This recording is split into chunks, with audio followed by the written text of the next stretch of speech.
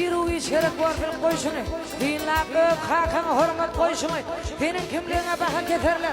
Hormatlarlar ya da iyide teterler. Bil hakan ağrı seni bağrıyındır. Ağırlıp bakmagan hakan tanrıyındır. Uğran sen hakan hoş tedimani. Hakatın horlarım bulmadı imani. Erkediyanım olsun demeyin asmana. Borsuzum sen bana kulak atmağa. Yadıklı ben ağzım onun kovmasın. Atağa ağzın hakan oğlusun. Hakan her fennedir üstündevdir. Çağacıklar şahan hakan kıkım.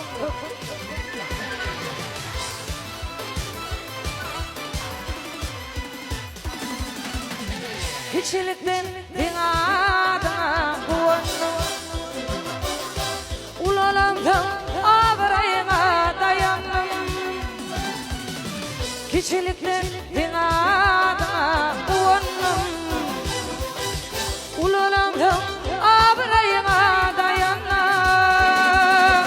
Hakancan dinadına dua kıldım. Hakancan beklendim uzmandım.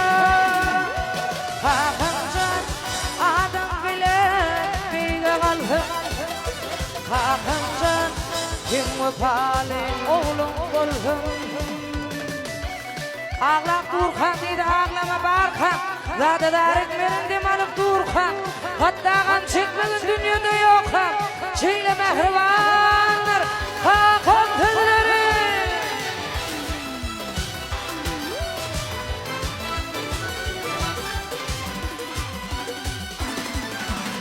İyiliğine iyidirdin hem giydirdin. Gamlı vaktin bir günlerdin güllerdin. İyiliğine iyidirdin hem giydirdin. Gamlanamda bir günlerdin güllerdin. Hakancan din adına dua kıldım. Hakancan beklendin uzmandım. Hakancan adam bile bile kaldım.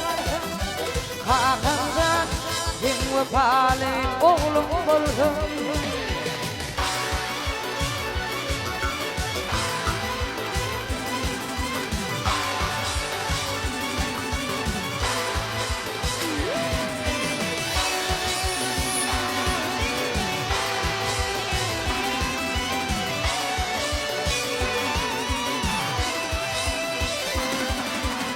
Atlardım ben gökten uçun turnayı.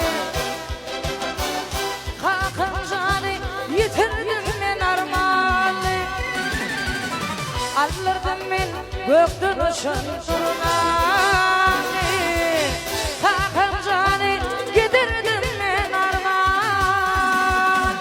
Hakancan din adına dua kıldım. Hakan